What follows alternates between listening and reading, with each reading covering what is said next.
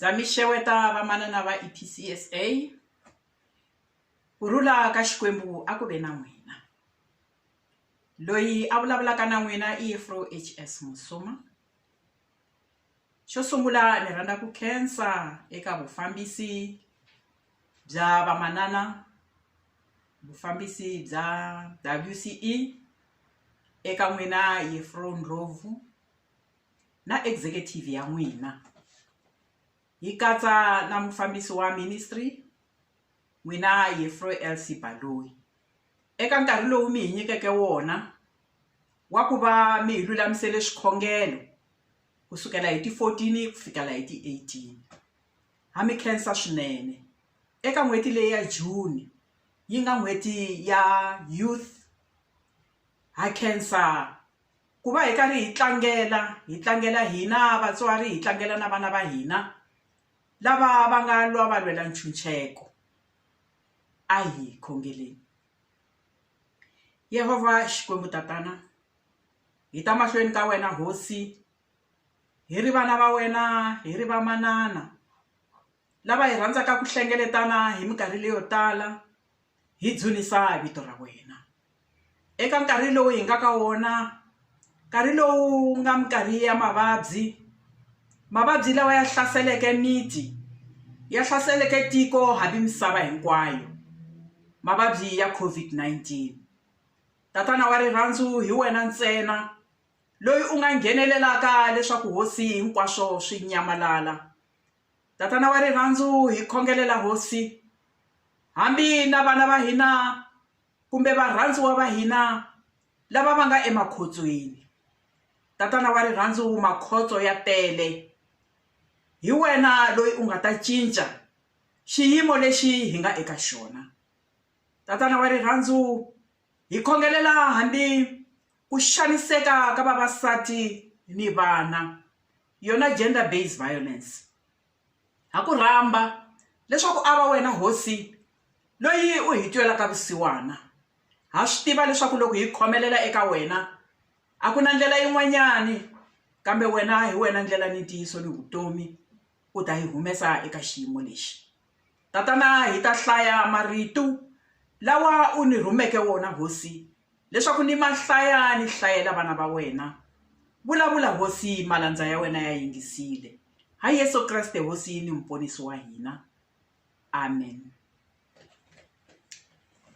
Vamakwerhu, hi ta kuma marito ya hina eka buku ya Vaheveru chapter 10. Ni ta hlaya ndzimani leyintsongo ya 23 na 24. Nhlokomhaka yi ri, a hi tshineleleni Xikwembu. 23. A hi khomeleleni hi tiya eku languteleni loku hi ku twarisaka. Hi nga kanakani hikuva loyi a hi tshembiseke wa tshembeka. 24. A hi laveni tindlela to pfuxana, hi kombana rirhandzu ni mintirho leyinene. Xikwembu a xi katekise ku hlayiwa ka xona. Vamakwerhu, hi kuma xirhambu eka mixo wa namuntlha. Xirhambu lexi xi hi rhambaka hi ri vamanana leswaku a hi tshineleleni eka Xikwembu, hi khomelela hi tiya eku languteleni. Leyi hi yin'wana ya tinhlokomhaka leti ti nga ni nkoka eka Bibele, eka Testamente leyintshwa. Nhlokomhaka leyi yi hi tsundzuxa hi ta vutomi bya Vaisrayele. Vaisrayele lava a va ri hansi ka vaprista. Vaprista lava a ku ri vona lava a va yimela vanhu eka Xikwembu. Hi marito man'wana, vanhu a va nga swi koti ku tshinelela Xikwembu. Vaprista a va ri vona lava a va ri na rito eka Xikwembu hi ku yimela vanhu. Xirhambo lexi xi va kona hikokwalaho ka rifu ra Yesu Kreste. Yesu Kreste loko a hi ferile exihambanweni, nguvu leyi a yi hingakanyile exikarhi ka vanhu na Xikwembu yi handzukile hi le xikarhi, kumbe hi ku the bridge between man and God it's torn in between. Leswi swi endla leswaku hi va na direct contact na Xikwembu, hi ya eka Xikwembu through Jesus Christ. Sweswi ha swi tiva leswaku Yesu Kreste hi yena ndlela ni ntiyiso ni vutomi eka hina. Namuntlha hinkwerhu ka hina ni vaprista, hambi vafundhisi kumbe tibishop, hi famba hi karhi hi famba na Yesu Kreste hikuva ndlela yi pfulekile. Yesu Kreste hi yena loyi a hi rhangeleke mahlweni ku hi nghenisa leswaku hi vulavula na Xikwembu. The veil is torn. Jesus himself torn the veil or the curtain through his death, through his blood. The veil is torn. Nguvu leyi a yi siverile ku va hi vulavula na Xikwembu. Ndlela yo vulavula na Xikwembu yi pfulekile vamakwerhu. Ngati ya Yesu Kreste hi yona yi tiseleke nchuncheko. Nchuncheko lowu namuntlha ha swi kota ku kongomana na mombo wa Xikwembu. Namuntlha mina na wena makwerhu ha vitaniwa ku ta tirhela vanhu, ku ta tirhela kereke, ni ku tirhela vanhu emisaveni hinkwayo. The place of worship hi laha hi faneleke hi kuma rirhandzu, hi laha hi faneleke hi kuma ku kurisiwa emoyeni na ku kula emiehleketweni, hi kuma ku kufumela na ku tinyiketa hi ku hetiseka eka rito ra Xikwembu.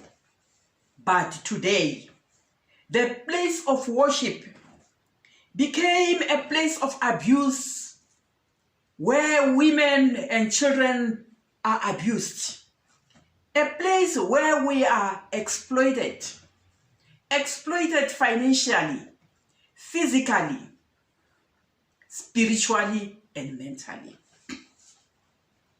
Vamakwerhu a hi khomeleleni eka Xikwembu, a hi khomeleleni eku languteleni hi tiya, hikuva Xikwembu xi hi nyikile matimba, xi hi nyikile matlhari ya ku lwa na leswo biha, matlhari ya ku hlula leswo biha hi leswi swo lulama. Na hambi loko hi hlaseriwa, hi xaniseka, hi twisiwa ku vava, hi nga tshiki ku endla leswinene. Yesu Kreste u hi kombile ndlela leswi hi fanelaka hi swi endla. Hi ri hina i ku va hi languta eka Yesu Kreste, i ku va hi karhi hi khongela swin'we hi minkarhi hinkwayo, hi twela na vusiwana, hi va valanguteri va lava va nga ni ndlala, hi ambexa na lava va lavaka eswiambalo, hi xixima, hi va ni rirhandzu, hi xiximana hambi etinhlengeletanini ta hina. Kambe loko hi vavisana vamakwerhu, hi vavisana emoyeni na ku vavisana enyameni, hi vavisa Xikwembu hi xoxe. A hi laveni ndlela yo pfuxana, hi kombana rirhandzu ni mintirho leyinene. Muxe ha swi tiva leswaku a tshembekile emahlweni ka Xikwembu, hikokwalaho Xikwembu xi nga n'wi hlawula leswaku a ya hi yimela Xikwembu ku kutsula vana va Israyele evukhumbini. Hambi Jobo na yena leswi a tshembekile emahlweni ka Xikwembu, u humeleriwile hi makhombo yo tala, kambe a nga hlundzukelanga Xikwembu, kambe a nga rhukananga Xikwembu, u swi kotile ku lehisa mbilu. Hinkwaswo leswi a tekeriwe swona, Xikwembu xi n'wi vuyisele swona hi ku tala ku tlula leswi a ri na swona. na hina hi hlawuriwile a hi veni vakreste va ntiyiso hi va swikombiso leswinene na hambiloko hi hlangana ni makhombo lawa ya hi hetaka matimba vo tala va hina hi lahlekeriwile vamakwerhu hi lahlekeriwile hi varhandziwa va hina vo tala va hina ha vabya van'wana ha vabyeriwa van'wana hi luzekeriwile hi mintirho hinkwaswo leswi swi nga hi heti matimba a hi khomeleleni hi tiya eka Kreste hikuva wa hi vona u hi rhangerile emahlweni a hi tshameni endhawini yin'we hi tolovelana hi hlangana hikuva nguvu yi handrukile the veil is torn a hi tshineleleni xikwembu hi vulavula na xona a hi khomeleleni eka tikereke ta hina leti hi nghenaka eka tona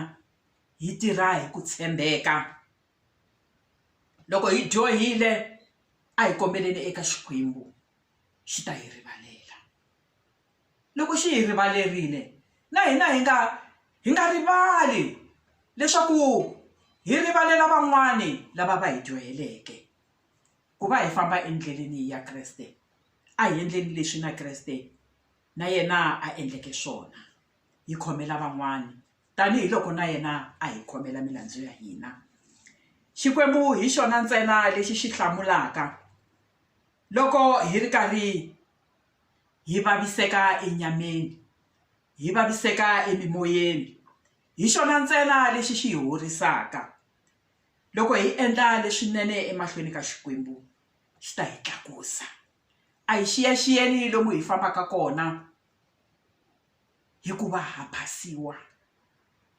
phasiwa a hi pfuleni mahlo hi kombela xikwembu xi hi nyika vutlhari ingaku xikwembu xi nga hi katekisa sweswi yini hi laha ku nga heriki a hi khongeleni Yehova xikwembu tatana wena n'wini wa hinkwaswo wena mutumbuluxi wa tilo ni misava hosi hi ri vana va wena enkarhini wa sweswi hosi loko hi tshinela emahlweni ka wena swi tele leswi swi nga etimbilwini ta hina a ku na kun'wani laha hi nga ta swi yisa kona handle ka le ka wena tatana wa rirhandzu eka minkarhi leyi hanyaka ka yona minkarhi leyi tatana wa rirhandzu a hi swi tivi leswaku hi fanele hi swi endlisa ku yini hi mavabyi lawa ya nga tala hi khongelela madokodela ya hina hosi lava va tirhaka vusiku na nhlekani leswaku mina na wena hi kuma ku hanya